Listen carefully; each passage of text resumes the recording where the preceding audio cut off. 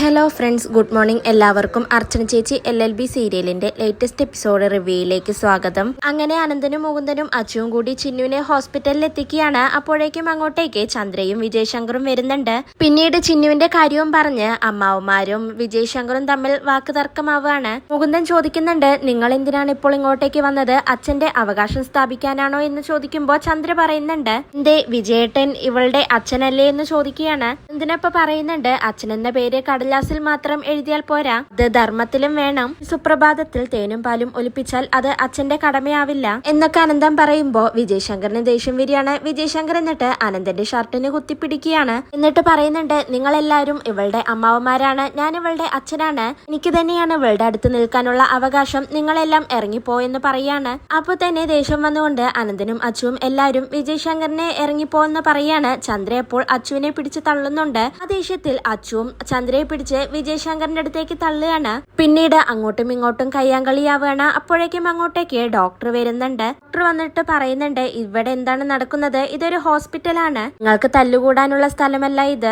ഇനി ഇങ്ങനെ സംഭവിച്ചാൽ ഞാൻ പോലീസിനെ വിളിക്കുമെന്ന് പറയാണ്. അല്ലാതെ അപ്സെറ്റ് ആയിട്ടാണ് ഈ കുട്ടിയെ ഇവിടേക്ക് കൊണ്ടുവന്നത്. കുട്ടിയുടെ മനോനില തകരുന്ന ഒരു കാര്യവും ഇവിടെ നടക്കാൻ പാടില്ല. നിങ്ങളൊക്കെ ഈ പേഷ്യന്റിന്റെ ആരാണെന്ന് ചോദിക്കുമ്പോ അനന്തം പറയുന്നുണ്ട്, ഞങ്ങൾ ഇവളുടെ അമ്മാവന്മാരാണെന്ന്. വിജയ് ശങ്കർ അപ്പൊ പറയുന്നുണ്ട്, ഞാൻ ഇവളുടെ അച്ഛനാണ് എന്ന്. വിജയ് ശങ്കർ പറയുമ്പോ ഡോക്ടർ പറയുന്നുണ്ട്, പേഷ്യന്റിന്റെ കൂടെ ഇത്രയും പേര് ഇവിടെ നിൽക്കണമെന്നില്ല, ആരെങ്കിലും ഒന്നോ രണ്ടോ പേര് നിന്നാ മതി എന്ന് പറയാണ്. വിജയ് ശങ്കർ അപ്പൊ പറയുന്നുണ്ട്, എന്റെ മോളുടെ കൂടെ ഞാൻ നിന്നോളാം സാർ, ദയവ് ചെയ്ത് ഇവരെയൊക്കെ ഒന്ന് ഇവിടെ നിന്ന് ഒഴിവാക്കി തരണമെന്ന് പറയാണ്. ചിന്നു അപ്പോ അച്ഛ അതൊന്നും വേണ്ട എന്ന് പറയുമ്പോ വിജയ് ശങ്കർ പറയുന്നുണ്ട്, മോള് വിഷമിക്കണ്ട, അമ്മ വരും വരെ മോളുടെ അടുത്ത് അച്ഛൻ ഇരുന്നോളാം എന്ന് പറയാണ്. എന്തിനപ്പോ പറയുന്നുണ്ട് ഡോക്ടറോട്, ചിന്നുവിനെ ഇവരെ ഏൽപ്പിച്ചിട്ട് ഞങ്ങൾ പോവാൻ തയ്യാറല്ല, നിങ്ങൾക്ക് ഇവരെ വിശ്വാസമില്ലെന്ന് പറയുമ്പോ ചന്ദ്രയ്ക്കും വിജയ് ശങ്കറിനും ദേഷ്യം വരുന്നുണ്ട്. ഡോക്ടർ അപ്പൊ പറയുന്നുണ്ട്, ചിന്നു വല്ലാത്തൊരു മാനസികാവസ്ഥയിലാണ്, അമ്മ കൂടെ ഇല്ലാത്തതുകൊണ്ട് ചിന്നുവിടെ നിൽക്കട്ടെ, നിങ്ങൾ ദയവ് ചെയ്ത് പുറത്തേക്ക് പോവെന്ന് പറയാണ്. അതോടെ ആനന്ദനും മുകുന്ദനും അച്ചുവും പുറത്തേക്ക് പോകുന്നുണ്ട്. പിന്നീട് ചിന്നുവിനെ ഡോക്ടർ പരിശോധിക്കുകയാണ്. എന്നിട്ട് പറയുന്നുണ്ട്, ചിന്നുവിന് പൊള്ളലേറ്റതിന്റെ നല്ല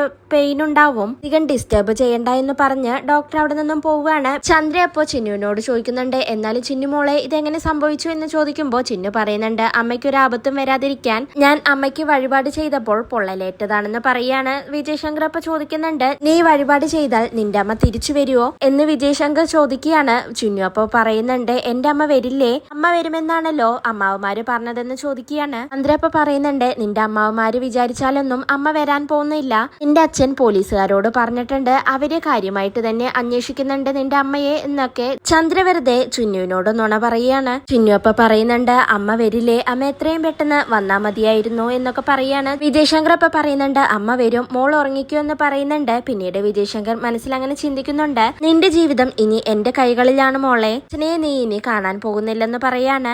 ഹോസ്പിറ്റലിന് പുറത്ത് വെച്ച് അനന്തനും മുകുന്ദനും അച്ചുവും സംസാരിക്കുന്നുണ്ട്, ഇനി നമ്മൾ എന്ത് ചെയ്യും? ഡോക്ടറും അവരുടെ പക്ഷത്തായി, ചിന്നുവിനെ നമ്മൾ എങ്ങനെ വിശ്വസിച്ച് ഇവിടെ ആക്കിയിട്ട് പോകുമെന്നൊക്കെ അവരങ്ങനെ ടെൻഷൻ അടിക്കുകയാണ്. അച്ചു അപ്പൊ പറയുന്നുണ്ട്, ചേച്ചി വന്നാൽ നമ്മൾ എന്തു പറയുമെന്ന് ചോദിക്കുമ്പോഴേക്കും അനന്തന്റെ ഫോണിലേക്ക് അർച്ചന വിളിക്കുകയാണ്. അനന്തൻ വേഗം സന്തോഷത്തോടെ അർച്ചനയുടെ ഫോൺ അറ്റൻഡ് ചെയ്യുന്നുണ്ട്. ആ ചേച്ചി എവിടെയാ എന്ന് ചോദിക്കുമ്പോ അർച്ചന പറയുന്നുണ്ട്, നിങ്ങളെ എനിക്ക് ഇന്നലെ വിളിക്കാനായി കഴിഞ്ഞില്ല, ഒരു സാഹചര്യത്തിലായി പോയി, ഞാനിപ്പോൾ കരിമലക്കുടി വിട്ടു, അതിനടുത്തുള്ള ഒരു സ്ഥലത്താണ് വണ്ടി കാത്തു നിൽക്കുകയാണ്, ചാർജ് തീർന്ന് ഫോൺ ഓഫ് ആയിരുന്നു, ഇവിടെ വന്നിട്ടാണ് ചാർജ് ചെയ്തത്, ഇന്നലെ ഞാൻ വരാത്തതുകൊണ്ട് എല്ലാവർക്കും വളരെ വിഷമം ഉണ്ടായിട്ടുണ്ടാവുമെന്ന് എനിക്കറിയാം, ആരും വിഷമിക്കണ്ട, ഇവിടെ നാട്ടിലേക്ക് വണ്ടികൾ കുറവാണ്, ഞാൻ എത്തിയേക്കാം അങ്ങോട്ടേക്ക്, വിഷമിക്കരുതെന്ന് നീ പറഞ്ഞേക്ക്. പിന്നെ ചിന്നു എവിടെ? ചിന്നുവിനെ വിളിച്ചിട്ട് ഫോൺ എടുത്തില്ല, അവൾക്ക് എന്നോട് ദേഷ്യമായിരിക്കുമല്ലേ, സാരല്ല, ഞാൻ വന്നിട്ട് അവളുടെ പിണക്കെല്ലാം മാറ്റിക്കോളാം, ബാക്കി വിശേഷങ്ങളെല്ലാം ഞാൻ വന്നിട്ട് പറയാമെന്ന് പറയുമ്പോ അനന്തൻ ശരി ചേച്ചി എന്ന് പറഞ്ഞ് ഫോൺ കട്ട് ചെയ്യുകയാണ്. ഇതിനെന്നിട്ട് പറയുന്നുണ്ട്, ചേച്ചി ഇങ്ങോട്ടേക്ക് വന്നുകൊണ്ടിരിക്കുകയാണ് എന്ന് പറയുമ്പോ മുകുന്ദൻ ചോദിക്കുന്നുണ്ട്, എപ്പോഴെത്തുമെന്ന്. അനന്തൻ പറയുന്നുണ്ട്, അതൊന്നും അറിയില്ല, ചേച്ചി ഇങ്ങോട്ടേക്ക് എന്തായാലും പുറപ്പെട്ടിട്ടുണ്ടെന്ന് പറയാണ്. ഏട്ടൻ എന്താണ് ചിന്നുവിന്റെ കാര്യം പറയാതിരുന്നതെന്ന് അനന്തനോട് അച്ചു ചോദിക്കുകയാണ്. അനന്തനപ്പൊ പറയുന്നുണ്ട്, ചേച്ചിയോട് ഇപ്പൊ പറഞ്ഞിട്ടുണ്ടെങ്കിൽ ചേച്ചി ടെൻഷൻ ആവും, പിന്നെ ടെൻഷൻ അടിച്ചുകൊണ്ടായിരിക്കും അവിടെ നിന്നും ഇതുവരെ വരുന്നത്, അത് വേണ്ടാച്ചിട്ടാണ് ഞാൻ അങ്ങനെ ചെയ്തതെന്ന് പറയാണ്. ശരി, നമുക്കെന്തായാലും എത്രയും പെട്ടെന്ന് തന്നെ ചിന്നുവിനെ ഈ സന്തോഷ വാർത്ത അറിയിക്കാമെന്ന് പറഞ്ഞ് എന്തിനും മുകുന്ദനും അച്ചുവും കൂടി ചിന്നുവിനെ കാണാനായി പോവുകയാണ്. വിജയ് ശങ്കർ ആണെങ്കിൽ ചന്ദ്രയോട് പറയുന്നുണ്ട്, ഞാൻ ഓഫീസിൽ പോയിട്ട് വൈകിട്ട് വരാം, അതുവരെ നീ ഇവളെ നോക്കുമെന്ന് പറയുമ്പോ ചന്ദ്ര പറയുന്നുണ്ട്, ഓ എന്റെ ഒരു ഗതികേട്, നമ്മുടെ സ്വന്തം മക്കള് പോലും ഹോസ്പിറ്റലിൽ കിടന്നപ്പോൾ ഞാൻ ഇങ്ങനെ കൂട്ടിയിരുന്നിട്ടില്ല, എന്റെ വീട്ടുകാരായിരുന്നു ഇരുന്നത്, ഇതിപ്പോ നിങ്ങളുടെ ശത്രുവിന്റെ മകൾക്ക് വേണ്ടി വേണ്ടി ഞാൻ കൂട്ടിയിരിക്കേണ്ട അവസ്ഥയാണല്ലോ. ഇപ്പൊ പെട്ടെന്നെങ്ങാനും അർച്ചന വന്നാൽ എന്ത് ചെയ്യുമെന്നൊക്കെ ചന്ദ്ര ചോദിക്കുമ്പോൾ വിജയ് ശങ്കർ പറയുന്നുണ്ട്, 2 ദിവസമല്ലേ, നീയൊന്ന് അഡ്ജസ്റ്റ് ചെയ്യ്. പിന്നെ അർച്ചനയൊന്നും വരാൻ പോകുന്നില്ല. ഇനിയിപ്പോൾ വന്നാൽ തന്നെ നീ എന്നെ വിളിച്ചാൽ മതി, ഞാൻ വന്നേക്കാം. പിന്നെ അർച്ചനയുടെ ആങ്ങളമാരെ നീ ഇങ്ങോട്ടേക്ക് കയറ്റരുതെന്നൊക്കെ പറയുന്നുണ്ട്. ചന്ദ്രപ്പ പറയാണ്, അതാലോചിച്ച് വിജയേട്ടൻ ടെൻഷൻ അടിക്കണ്ട, അവരിങ്ങോട്ടേക്ക് വന്നാൽ ഞാൻ കേട്ടില്ലെന്ന് പറയാണ്. അപ്പോഴേക്കും വാതിൽ മുട്ടുന്ന സൗണ്ട് കേൾക്കുകയാണ്. അപ്പൊ തന്നെ വിജയ് ശങ്കറും ചന്ദ്രയും പോയി നോക്കുന്നുണ്ട്. അനന്തനും മുകുന്ദനെയും അച്ഛനെയും കണ്ട് വിജയ് ശങ്കർ ചോദിക്കുന്നുണ്ട്, നിങ്ങൾ ഇതുവരെ പോയില്ലേ എന്ന്. ഇവരപ്പ പറയുന്നുണ്ട്, ഞങ്ങൾക്ക് ചിന്നുവിനോട് ഒരു കാര്യം പറയണം, അതിനാണ് വന്നതെന്ന് പറയുമ്പോൾ വിജയ് ശങ്കർ പറയുന്നുണ്ട്, ചിന്നുവിനെ ഇപ്പൊ കാണാൻ പറ്റില്ലെന്ന്. അങ്ങനെ വീണ്ടും ചിന്നുവിന്റെ പേര് പറഞ്ഞ് അവര് വാക്കുതർക്കമാവുകയാണ്. ഒടുവിൽ വിജയ് ശങ്കർ അവിടെയുള്ള സെക്യൂരിറ്റിയെ വിളിക്കുകയാണ്. ഡോക്ടർ ഇവരോട് ഇവിടെ നിന്നും പോവാൻ പറഞ്ഞിട്ടും അവര് വീണ്ടും ഇവിടെ നിന്ന് പ്രശ്നമുണ്ടാക്കുകയാണെന്ന് വിജയ് ശങ്കർ പറയുമ്പോൾ സെക്യൂരിറ്റി അവരെ 3 പേരെയും അവിടെ നിന്നും പറഞ്ഞു വിടുകയാണ്. മുകുന്ദനും അച്ചുവും ദേഷ്യത്തോടെ ആദ്യം തന്നെ പോകുന്നുണ്ടെങ്കിലും അനന്തൻ വിജയ് ശങ്കറിനോട് പറയുന്നുണ്ട്, ചിന്നുവിന്റെ അമ്മ തിരിച്ചു വരും, ഞങ്ങളുടെ ചേച്ചി വരുമ്പോൾ നിങ്ങളുടെ സ്ഥാനം എന്താണെന്ന് ഞാൻ കാണിച്ചു തരാമെന്ന് പറഞ്ഞ് ദേഷ്യത്തോടെ അനന്തനും അവിടെ നിന്നും പോവുകയാണ്. വിജയ് ശങ്കർ അപ്പൊ ചന്ദ്രയോട് പറയുന്നുണ്ട്, നീ വാതിലടച്ചേക്ക്, ഇനി അവന്മാരുടെ ശല്യം ഉണ്ടാവില്ലെന്ന് പറഞ്ഞ് വിജയ് ശങ്കറും അവിടെ നിന്ന് പോവുകയാണ്. അതിനുശേഷം ചന്ദ്ര ചിന്നുവിനെ നോക്കി പറയുന്നുണ്ട്, ഇവളെ ഞാനാണ് കഷ്ടപ്പെടുത്തേണ്ടത്, എന്നാൽ ഇവള് കാരണം ഞാനാണല്ലോ ഇപ്പോൾ കഷ്ടപ്പെടുന്നത്. ഉണരാത്ത വിധം മരുന്ന് കുത്തിവെച്ച് ഉറക്കണം, ഇപ്പോ ഇവളെ എന്നേക്കുമായി അങ്ങ് ഉറക്കിയാലോ എന്നൊക്കെ ചന്ദ്ര മനസ്സിൽ ചിന്തിക്കുകയാണ്. പിന്നീട് മഞ്ജുവും രുക്കുവും തമ്മിൽ സംസാരിക്കുന്നുണ്ട്. രുക്കു പറയുന്നുണ്ട്, ഇന്നിവിടെ ഒരു ഭൂകമ്പം നടക്കും ചേച്ചി. ചേച്ചിയുടെ മിസ്സിംഗുമായി ബന്ധപ്പെട്ട് വീട്ടിൽ നിന്ന് നല്ലൊരു ബഹളം നടക്കും. ചന്ദ്ര ചേച്ചി വിളിച്ചു പറഞ്ഞ കാര്യങ്ങൾ കേട്ട് ഞാനാകെ ഞെട്ടിയിരിക്കുകയാണെന്ന് രുക്കു പറയുമ്പോ മഞ്ജു ചോദിക്കുന്നുണ്ട്, എന്താണതെന്ന്. രുക്കു അപ്പൊ പറയുന്നുണ്ട്, അമ്പാട്ട് വീട്ടിലെ ആണുങ്ങൾ ഇനി എങ്ങനെ പുറത്തിറങ്ങി നടക്കും എന്ന് പറയുമ്പോ മഞ്ജു ചോദിക്കുന്നുണ്ട്, നീ കാര്യം എന്താണെന്ന് പറ. അച്ഛന ചേച്ചി എന്തെങ്കിലും ചീത്തപ്പേരുണ്ടാക്കിയോ എന്ന് ചോദിക്കുമ്പോ രുക്കു പറയുന്നുണ്ട്, മഞ്ജു ചേച്ചി കേട്ടാൽ വിശ്വസിക്കില്ല, അർച്ചന ചേച്ചി എന്ന് രുക്കു പറയാൻ തുടങ്ങുമ്പോഴേക്കും കേട്ട് അങ്ങോട്ടേക്ക് രമ്യ വരികയാണ്. രമ്യ എന്നിട്ട് രുക്കുവിനോടും മഞ്ജുവിനോടും ദേഷ്യപ്പെടുന്നുണ്ട്, എന്താണ് രുക്കു നീ അർച്ചന ചേച്ചിയെ കുറിച്ച് അറിഞ്ഞത്? അർച്ചന ചേച്ചിയെ കുറിച്ച് എന്ത് ചീത്തപ്പേരാണ് നീ കേട്ടത്? ആവശ്യമില്ലാത്തത് ഓരോന്ന് പറയരുത് രുക്കു എന്നൊക്കെ രമ്യ പറയുന്നുണ്ട്. ഉണ്ണിമോളാണെങ്കിൽ മുറ്റത്ത് കളിച്ചുകൊണ്ടിരിക്കുകയാണ്. പെട്ടെന്ന് ഉണ്ണിമോള് തിരിഞ്ഞു നോക്കുമ്പോൾ അർച്ചന സ്കൂട്ടിയിൽ വരുന്നത് കാണുകയാണ്. അപ്പൊ തന്നെ ഉണ്ണിമോള് സന്തോഷത്തോടെ പറയുന്നുണ്ട്, ഇതേ ആന്റിയമ്മ വരുന്നു എന്ന് പറയാണ്. അർച്ചനയെ കാണുന്നതും രുക്കുവും മഞ്ജുവും രമ്യയും എല്ലാവരും തന്നെ ആകെ ഷോക്കാവുന്നുണ്ട്. രമ്യയും മഞ്ജുവും എന്നിട്ട് അർച്ചനയോട് ചോദിക്കുന്നുണ്ട്, ചേച്ചി ഇത് എവിടെയായിരുന്നു? ഞങ്ങളെല്ലാവരും ആകെ ടെൻഷൻ അടിച്ചു, ഫോണിൽ വിളിച്ചിട്ടും കിട്ടുന്നില്ലായിരുന്നല്ലോ, ചേച്ചിയെ കാണാത്തതുകൊണ്ട് ഇവിടെ എന്തോരം പ്രശ്നങ്ങൾ ഉണ്ടായി എന്നൊക്കെ അവര് പറയാണ്.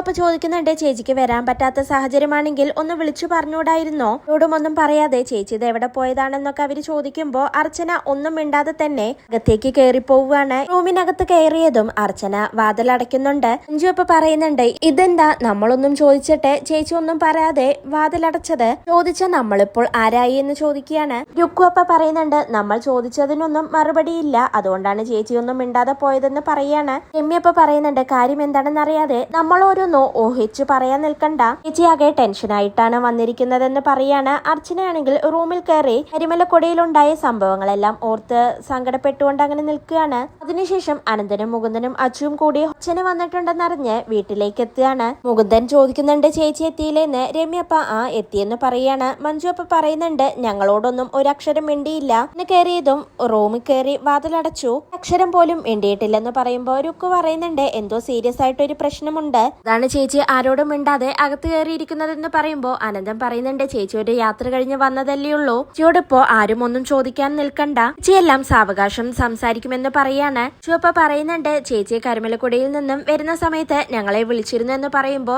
മഞ്ജു ചോദിക്കുന്നുണ്ട്, ഓ അപ്പോ എല്ലാ കാര്യങ്ങളും ചേച്ചി നിങ്ങളെ വിളിച്ച് അറിയിച്ചിരുന്നുല്ലേ എന്ന് ചോദിക്കുമ്പോ അനന്തം പറയുന്നുണ്ട്, ചേച്ചി ഇങ്ങോട്ട് വരുന്ന കാര്യം മാത്രമേ ഞങ്ങളോട് പറഞ്ഞോളൂ, ബാക്കിയെല്ലാം ഇവിടെ വന്ന് വിശദമായി പറയാമെന്നാണ് പറഞ്ഞതെന്ന് അനന്തം പറയാണ്. രുക്കു അപ്പ പറയുന്നുണ്ട്, എന്തായാലും ചേച്ചി മെന്റലി ഓക്കെ അല്ല, അതുകൊണ്ടാണല്ലോ ചിന്നുവിനെ പോലും അന്വേഷിക്കാതിരുന്നത്, എന്നാലും ചേച്ചി ഇങ്ങനെ മിണ്ടാതിരുന്നാൽ എങ്ങനെ ശരിയാവും? ഇന്നലെ ഒരു രാത്രി എവിടെയാ ആരുടെ കൂടെയാ എന്നൊക്കെ നമ്മൾ എങ്ങനെ അറിയുമെന്ന് രുക്കു പറയുമ്പോഴേക്കും അങ്ങോട്ടേക്ക് അർച്ചന വരികയാണ്. പ്രതീക്ഷിതമായി അർച്ചന അർച്ചന അങ്ങോട്ടേക്ക് വരുന്നതും രുക്കു ആകെ ടെൻഷൻ ആവുന്നുണ്ട്. പറഞ്ഞതെല്ലാം അബദ്ധമായി പോയോ എന്ന് രുക്കുവിന് തോന്നുകയാണ്. എന്നിട്ട് ചോദിക്കുന്നുണ്ട്, എന്താണ് ഇവിടെ എല്ലാവരുടെയും പ്രശ്നം, നിങ്ങൾക്കെല്ലാം എന്താണ് അറിയേണ്ടത് എന്ന് ചോദിക്കുന്നുണ്ട്. അച്ചുപ്പ പറയുന്നുണ്ട്, ചേച്ചി വന്നപ്പോ തന്നെ ഞങ്ങളുടെ എല്ലാം ടെൻഷൻ മാറി, ഇനിയിപ്പോ എന്തറിയാനെന്ന് ചോദിക്കുകയാണ്. മുകുന്ദൻ അപ്പോ അർച്ചനയോട് പോയി ചോദിക്കുന്നുണ്ട്, ചേച്ചി എന്താണ് പോകുന്ന സമയത്ത് എന്നെ വിളിക്കാതിരുന്നതെന്ന് ചോദിക്കുമ്പോ അർച്ചന പറയുന്നുണ്ട്, ഞാൻ നിന്നെ വിളിച്ചു, പക്ഷെ വിളിച്ചു കിട്ടിയില്ല, അതുകൊണ്ടാണ് ഒറ്റയ്ക്ക് പോയതെന്ന് പറയാണ്. മുകുന്ദൻ അപ്പ പറയുന്നുണ്ട്, ചേച്ചിക്ക് ഇപ്പോഴും എന്നോടുള്ള ദേഷ്യം മാറിയിട്ടില്ല, അതുകൊണ്ടല്ലേ എന്ന് ചോദിക്കുമ്പോ അർച്ചന പറയുന്നുണ്ട്, നീ ഇപ്പോഴും അതെല്ലാം മനസ്സിൽ വെച്ച് നടക്കുകയാണോ, ഞാൻ അതെല്ലാം വിട്ടു, എന്നോട് എന്തിനാണ് എനിക്ക് അകൽച്ച, എന്റെ അനിയന്മാരോട് ഞാൻ അകലാൻ തുടങ്ങിയാൽ ഞാൻ മരിച്ചു എന്നാണ് അർത്ഥം, എനിക്കെന്തോ സംഭവിച്ചു എന്ന് നിങ്ങളാകെ പേടിക്കുന്നുണ്ടല്ലോ, എനിക്കൊന്നും സംഭവിച്ചിട്ടില്ല, പിന്നെ ഇന്നലെ എന്തുകൊണ്ടാണ് വരാതിരുന്നതെന്ന് ചോദിച്ചാൽ ഞാൻ കരിമലക്കൊടിയിലെ ഒരു സാക്ഷിയെ നേരിട്ട് കാണാനായി പോയതാണ്, ഇന്നലെ പിന്നെ അയാളെ കാണാൻ കഴിഞ്ഞില്ല, ഇതിനുവേണ്ടി അവിടെ ഒരിടത്ത് താമസിക്കേണ്ടി വന്നു, പിന്നെ അവിടെ ഫോണിന് റേഞ്ച് ഇല്ലാത്ത സ്ഥലമായതുകൊണ്ടാണ് നിങ്ങളെ ആരും കോണ്ടാക്ട് ചെയ്യാൻ കഴിയാതിരുന്നത്, ഇനി എന്തെങ്കിലും ആർക്കെങ്കിലും അറിയാനുണ്ടോ എന്ന് ചോദിക്കുമ്പോൾ അനന്തം പറയുന്നുണ്ട്, ഇനിവിടെ ആർക്കും ഒന്നും അറിയേണ്ട ചേച്ചി എന്ത് പറയുന്നോ അത് തന്നെയാണ് ഞങ്ങൾക്ക് എല്ലാവർക്കും വിശ്വാസം എന്ന് പറയുന്നുണ്ട്. അച്ഛനെ അപ്പൊ ചോദിക്കുന്നുണ്ട്, ചിന്നു ഇതുവരെ കോളേജിൽ നിന്നും വന്നില്ലേ, വരാൻ സമയമായല്ലോ എന്ന് ചോദിക്കുമ്പോ മഞ്ജു പറയുന്നുണ്ട്, അപ്പൊ ചിന്നുവിന് സംഭവിച്ചതൊന്നും ചേച്ചി അറിഞ്ഞില്ലേ എന്ന് പറയുമ്പോ അർച്ചന ആകെ ടെൻഷൻ ആവുകയാണ്. അനന്തനോട് ചോദിക്കുന്നുണ്ട്, ചിന്നുവിന് എന്താ പറ്റിയതെന്ന് ചോദിക്കുകയാണ്. അനന്തൻ അപ്പോൾ ചിന്നുവിനുണ്ടായ കാര്യങ്ങളെല്ലാം അച്ഛനോട് തുറന്നു പറയുകയാണ്. ചിന്നു മുരുകൻ ക്ഷേത്രത്തിൽ പോയി വഴിപാട് ചെയ്തതും കൈ പൊള്ളിയതും ബോധം കെട്ട് വീണതും ഹോസ്പിറ്റലിൽ അഡ്മിറ്റ് ആയതും അങ്ങോട്ടേക്ക് വിജയശങ്കറും ചന്ദ്രയും വന്നതും എല്ലാ കാര്യങ്ങളും അനന്തൻ അർച്ചനയോട് പറയാണ്. ഇതെല്ലാം കേട്ട് അർച്ചന ആകെ ടെൻഷനായി അങ്ങനെ നിൽക്കുകയാണ്. ഇതോടെയാണ് ഇന്നത്തെ എപ്പിസോഡ് അവസാനിക്കുന്നത്.